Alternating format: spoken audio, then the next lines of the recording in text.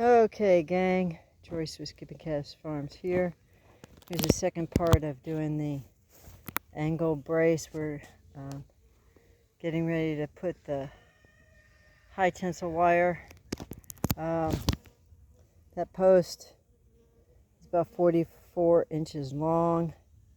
I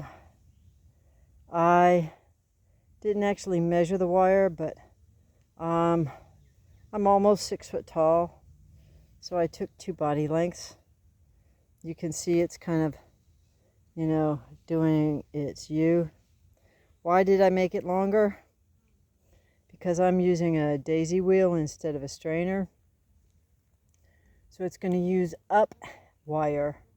It's not going to add any length to it. With the strainer, you have to cut the wire, and you could use a little less wire, but you have to do that. Now here is the gripple. As you can see here, the wire goes in on the short side and comes out on the long side. Whoops. I apologize, gang. I was looking in the wrong place. I can't see both the gripple and the image. So it goes in on the short side and comes out on the long side. It goes in on the short side and comes out on the long side.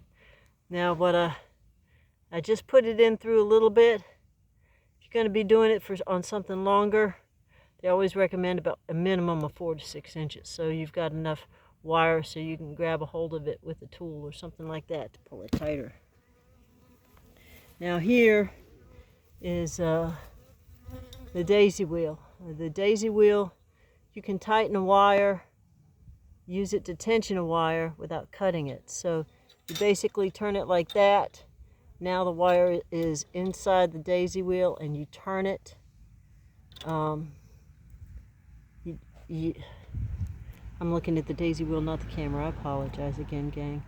So this groove, the wire goes inside the groove, and then that means it's inside. You can see how it's inside the wheel on the left and outside the wheel on the right. When you put it in all the way, it's on the inside both sides. And then as you turn it, it'll spin and reel around the core. See, you can see the groove in the core there. I'm going to do it this way. Why? Because the handle that I have for turning it is like that. So if I put the groove to the bottom, not vertically like this, like you normally do with a fence, but horizontally like this, I can turn it, and I can turn it using this handle without too much trouble. Once I get past that first turn. So I'm going to put you on hold, and we'll see how it goes. So this is what we've got. I don't have a full turn on it yet, but you can see the handle turns this way, and then the wire comes in. Let me set this down. I'm not going to put it on pause. And then, as you turn it, it spirals around and it tightens down.